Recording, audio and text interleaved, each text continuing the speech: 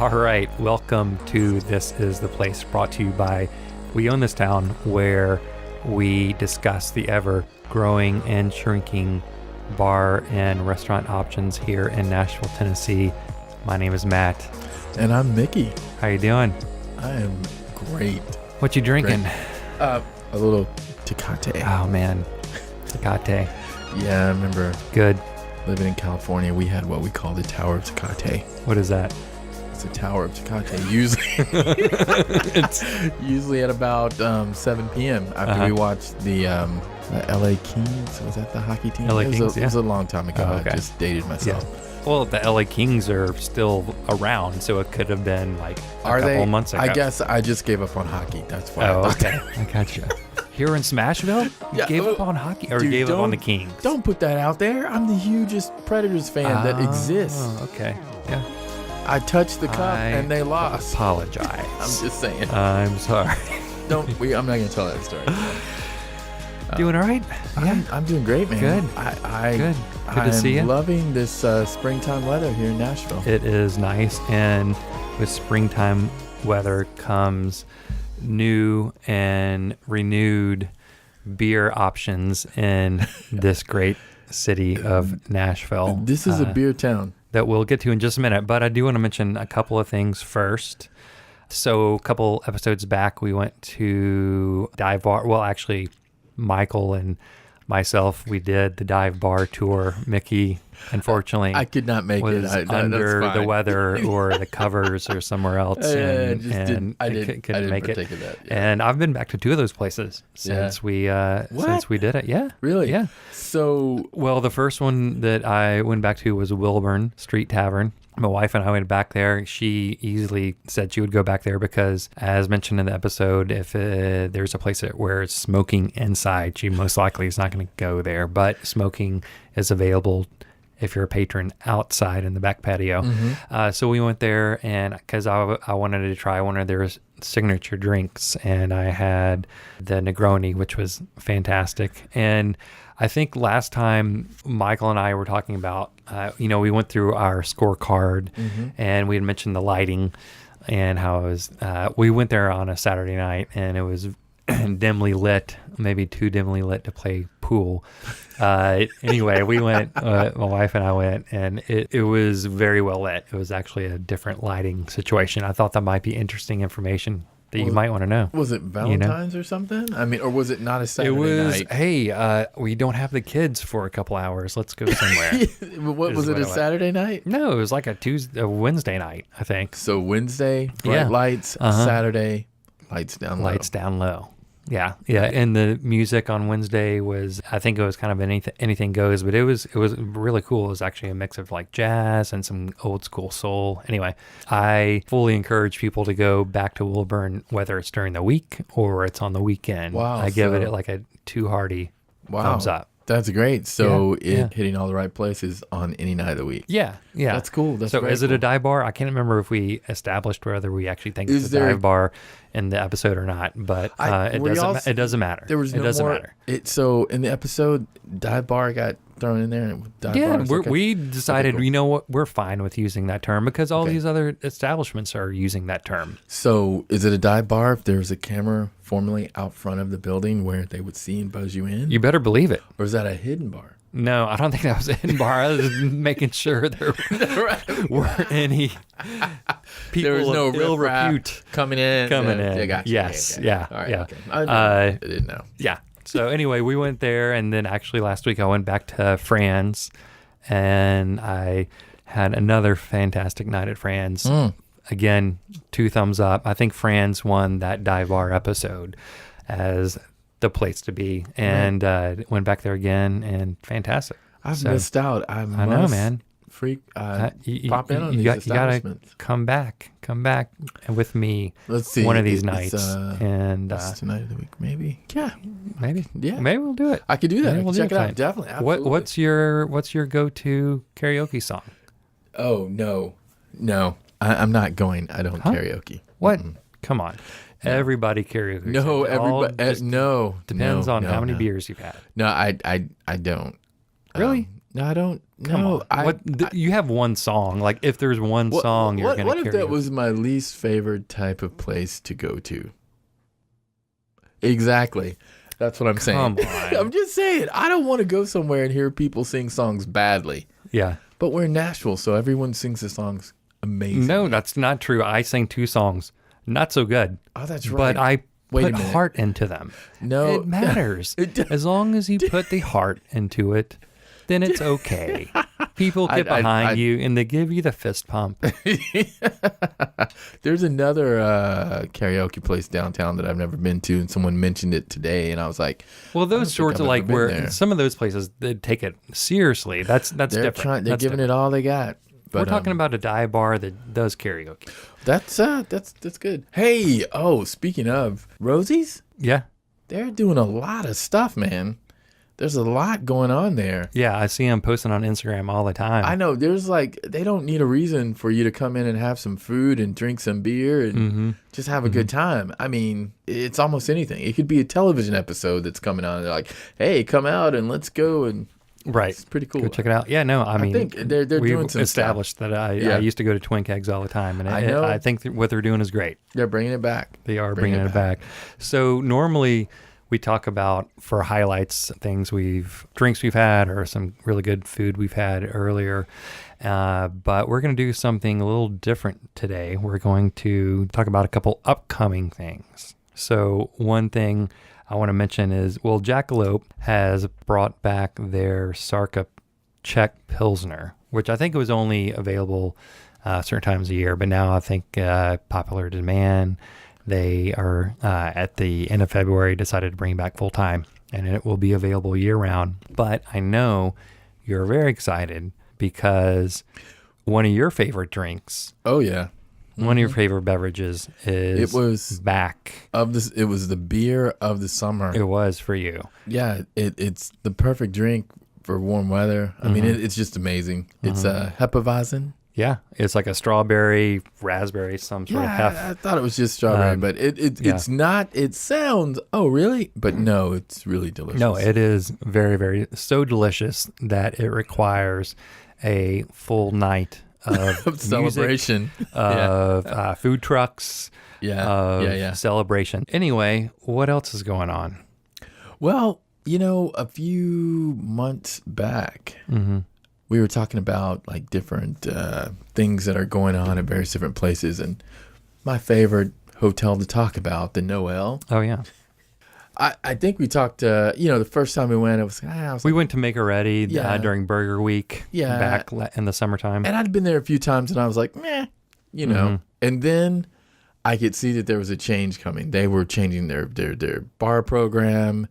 There were new chefs coming in and things like that. And I was like, something is definitely around the corner. Something great is happening. And I've kind of not really kept my eye on what's going on there, but they have something going on in the hidden bar that you mentioned to me recently. Yeah. So what is it called? It's some French Parisian inspired something. Well, I believe it's called Lautrec. I don't know what exactly they're calling it, but it's themed. Wait, tell me what the name is. Okay. So the French artist, the artist name is Henry Toulouse-Lautrec. And funny thing, well, it's not funny, but actually one of the very first art shows I ever went to as a kid that my parents took me to was a Toulouse-Lautrec exhibit. Wait, are you just making this story up, or are you telling me this? I'm not making this up. So you're in Memphis. I'm in Memphis, and my parents, who actually liked to go to galleries every once in a while and tried to make us, appreciate some art, drug us out. I think I was probably, 8 or 9. I was like, man, these are bright colors. I like this, but I knew, I never forgot the name, Toulouse-Lautrec, because that was the first art exhibit I ever went to. That is cool. And to see that the Noel, their hidden bar, is doing this kind of theme, this French theme, based around his, quote, style, I guess. I mean, he's an impressionistic they're artist. Saying, they're saying it's a one-time installation, features live portraits, candles, mannequins, and much more. Mm-hmm. It's Wednesday through Saturday. Yeah. 5 p.m. until 2 a.m. Yeah. And it's actually... it looks cool. It looks really interesting. Yeah. Interesting that they named it out after that artist. So I definitely want to go check it out. I haven't done that yet, but we got plenty of time. I mean, what better? I mean, is anybody doing a themed anything? I mean, I can't think of anything. Nothing pops in my head. I'm sure there may be some other things. Other than but, the 21C Hotel, which is you go to the bar. Yeah. But that's just whatever art exhibit they have going on. But they don't it's not necessarily a theme. I mean, this seems like it's a whole experience. Yeah, it's cool. My wife and I were definitely going to go to it. She saw it and was like, wow, this looks super cool. Want to check it out. So that is in the secret bar, correct? Hidden bar. Oh, I'm sorry. It's not a secret. You not are a secret. correct. Everybody will tell you about it, but it's hidden. Yeah. You'll have to find it. Yeah. But you can just MakerReady. Yeah, MakerReady. Around the corner from there. Noel. Yeah. If you're facing MakerReady, make a right. Just turn completely go to the around. left. And if you act like you're going to the bathrooms, then make another left. No, look for that door that says supply closet. Okay, that's gotcha. Yeah. But at any rate, I'd like to check that out. I'm interested because kudos to them for doing something out of the box. Totally. Yeah, without a doubt. Yeah. So we love coffee. We drink coffee a lot. Mm-hmm. We love our coffee shops. The thing is, though, have you noticed how a small few do it really well and they keep popping up everywhere? Mm-hmm. I mean, recently, Barista Parlor, they're everywhere. Yeah. Almost everywhere you want to be. And then you have... Stay Golden. Yes, those guys. Yeah. And now we have, people are continuing to enter the market. Right.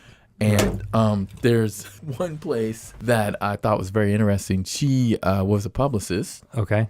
Like a music publicist? Yeah, and she loves coffee. Mm-hmm. And it's called... Ketner? Ketner. Yeah. I actually went there, and first off, this is very rare. And the counter person even, she mentioned it. She was like bubbly and very excited to be there. It's like every time somebody walks in, it's like, hey, how you doing? Right. Are you a local? And you're like, yes, I live in East Nashville. I think does that determine what kind of coffee you get? You get a special discount. You get a special discount. It was pretty amazing. Really? Yeah, it was pretty amazing to say the least. That's cool. But anyway, I had a flat white and it was phenomenal. The coffee was spot on. So tell me about the place. What's the vibe? Place itself? It's almost like the building's fairly new. It's located just up the road from. It's next to Peninsula, right? Yeah, maybe not next to it. No, it's just right up the road from Peninsula. There's Peninsula. Then there's Her Books. Yeah, Her Books bookstore. In fact, Her Books bookstore. I guess when they open up, they have a door inside the store that they open up, and you can walk right into the coffee shop. Oh, that's cool. Yeah, and when I first walked in, it looked like there were nothing but publicists there. Everybody was working diligently, very hard. It seems like that happened a lot. Something, and I don't know what it was.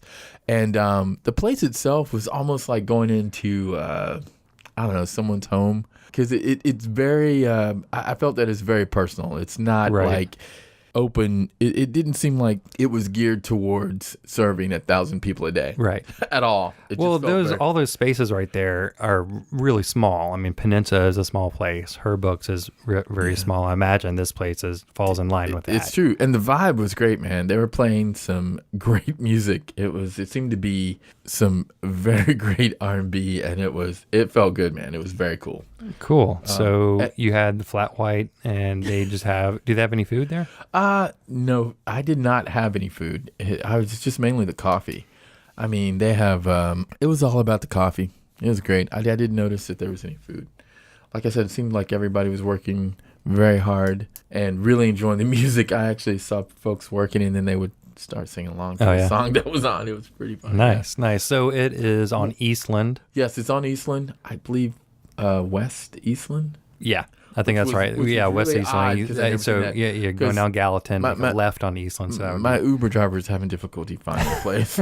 Not only that, I stood outside and I was on the phone for a bit, and people kept passing. They just couldn't find it. There's a sign above the door, but people could not find it. It was a little bit comical. there were a few people who were actually waiting to meet someone inside, and they opened the door and like, hey, I'm over here. So I thought that was pretty fun. Really? Yeah. That's fine. But I highly recommend it. I mean, the coffee was spot on. And again, I try to, frequent some of the places that are happening coffee-wise, and I couldn't find anything wrong with the place. It was great. Cool. It's really good. Awesome. So usually we talk about restaurants that are established in a building that you can walk up to. You can look at an address, be like, oh, I want to go to this place. But now in Nashville, there's something a little different. Still have chefs involved that are in restaurants. And my wife and I went to an event a couple weeks back, and it's put on by this group called The Humble Table. And what it is it's kind of like a Nashville, like a supper club. And they've done, I think, 3, maybe 4. It's a pretty new thing. And so you can look up, it's just like sort of like an event. We were just looking for something to do on a weekend night, and we were actually thinking about going to the Toulouse-Lautrec thing, but then we saw this, and it's billed as a supper club. So you go to a house where a chef from a restaurant here in town makes dinner. And you guys you hang out with some folks whoever else paid for the dinner, and it's at a long table, and you just hang out and have a good time. And so we decided to do that, and it was a great experience. So I don't know when the next one is going on, but the group is called Humble Table, if I didn't mention that already. Mm-hmm. And so what we went to, it was called A Night in Italy. And it was with the executive chef of Hawthorne, which I think we just talked about last episode maybe, or a couple episodes back. I can't remember. Yeah. And Joe Molteni, I believe is his name. Molteni. Sorry, I might mispronounce that.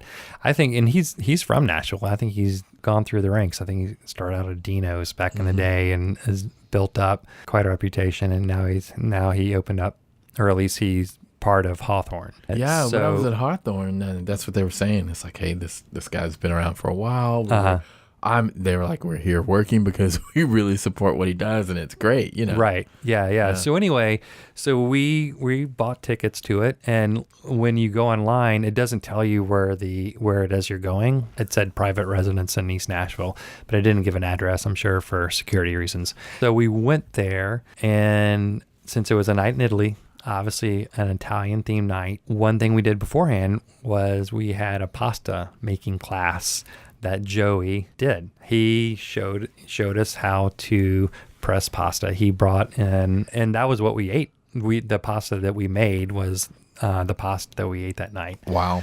And it was a hell of a lot of fun. It was so cool. And I mean, Joey, I'm sure every chef is going to be different, but Joey was there with his sous chef, and they talked about how you make pasta, just how to do it correctly, all the ingredients, very open to, everybody asking questions. And while they were doing that, they started to pass around their hors d'oeuvres for the evening. What we had that evening for hors d'oeuvres were some marinated charred beet and artichokes, which honestly, I'm not a huge artichoke person, but they were really, really good. But you like beets. I love beets. I know you don't like beets. I didn't say. I did not say. You didn't have to say it. I know we've been out enough now to where I know you don't like beets. At no time have we ever had beets. Yeah. I like pickled beets. Okay, fair enough. I don't think you've had really good beets before. I think if you would try beets, you would say, you know what? I am not opposed to beets. Anyway. So while he was showing us how to make pasta, we had some really good artichoke and beet hors d'oeuvres. And then after he was finished showing us how to make the pasta, there were 3 presses there, and everybody had a turn to use the press to make your own pasta. And there were probably maybe 12 to 15 people there. How long was the whole experience? It was just about 3.5 hours. Okay. It wasn't very long. I mean, and that's one thing I liked about it is it started early and we were done by 8:30, So we did that. And then after we were done making the pasta, then Joey and his other chef, they concentrated on cooking, getting the dinner prepared, and everybody just kind of hung out and talked. I wasn't sure. I thought like maybe it's going to be weird because we're not going to know any of these people, but everybody was like super. The interesting thing was almost everybody was local. Yeah, I mean, most people were from here, and age range was, I would say, ran the gamut, you know, from young to, I mean, not really very many like older type people, but people our age, you know. Yeah. And it was really cool just to have some conversations with people like, how did you hear about this place? Why are you here? You know, but it's just people that like really good food and have been out to restaurants that they wanted to do something different, you know. When's he coming on the show? Well, that's a good question. I'll get him on the show real soon. I mentioned it. Okay, I'm just checking. Yeah. See if he got his digits. Like, hey, we've got this thing.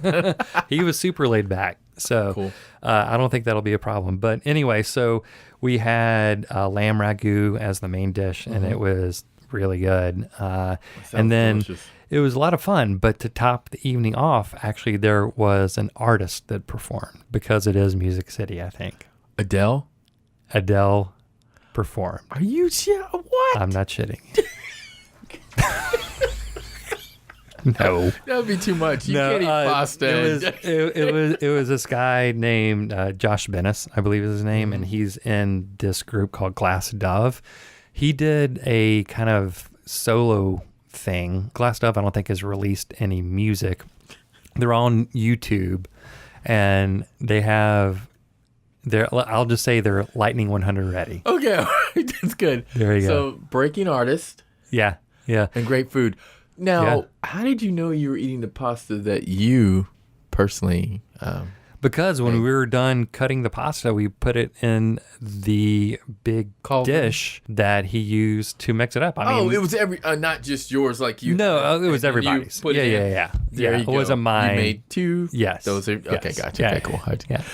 So anyway, it was a really interesting, fun night. So I would highly suggest. Sounds like a great night out. If you are looking to do something different, you want to go out to dinner, you want to eat some food, but you want to do something different besides go to a restaurant, check out Humble Table. Well, the thing is like you participated in the meal, but you didn't have to actually prepare it yourself. No, I did not. And you know how I feel about that. Yeah, I do know how you feel about that. I did not have to prepare it. All I had to do was drink wine and hopefully not have weird conversation with people I didn't know. So, how do you find out about this? Through Eventbrite. Okay. So if you go to Eventbrite, type in Humble Table, then I don't know if they posted the next thing they're doing yet because it's pretty new. Like I said, I think they're doing it like once every other month maybe. Yeah. But yeah. That's absolutely something I've got to check out. It was cool. That's great, man. It was really cool. It was a fun night. I would suggest, I mean, you don't have to go by yourself. I mean, if you want to go by yourself, that's fine. But I would suggest bringing somebody along. That's cool. That's cool. Very cool. Very cool. So I got one question for you. Yeah. So would you say that is... That is a place. No, it sounds like that's the place. This is the place that you want to be. That's what it totally sounds like. Yeah. I mean, I'm just saying, obviously. Because it changes. That's what I'm saying. Technically, I think the residence, changes. No, but it's the place. No, but I'm just saying the whole experience is something you definitely want to do. Yeah, the whole experience was great. Yeah, cool. Yeah, it was super cool. So, I mean, I definitely want to check that out. Yeah, I definitely encourage you to look it up. Humble Table, great evening, a lot of fun. Maybe even meet somebody new.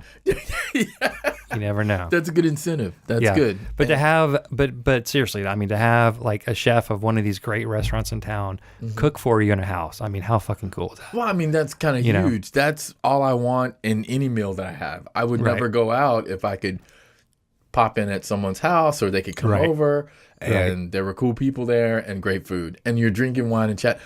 Did you bring your own wine? Yeah, we did. Thanks for mentioning that. It is BYOB. So see, that was my whole thing. Is like you bring in a couple of bottles or whatever, and you just cool, very cool. They did offer limoncello at the end of the evening, though, dude, as a toast to everybody. So at the end, at the end. And anyway, if you're gonna wrap up any Italian meal, limoncello is the way to go. Yeah, you got to, dude. Yeah. Wow, that's great. Yeah, man, it's very exciting. this is the place. Definitely. You know? Definitely. I'm looking forward to checking it out. Cool. All right. Well, I think that does it for this episode. So remember, eat up, drink up, and if anybody asks, this is the place to be. We'll see you soon. Bye. Take it easy.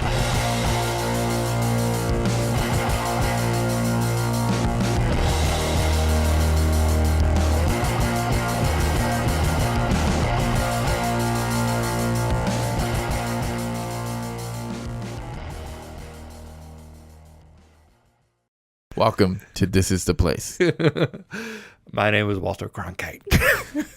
Dude, Here is the rest of the story. that was the worst thing in 4th grade. I did a book report and I was Mickey Probably. So Dan Rather. So stupid. No, I was like Mickey Probably. I thought that was great instead of Dan Rather. Right. No one got the joke.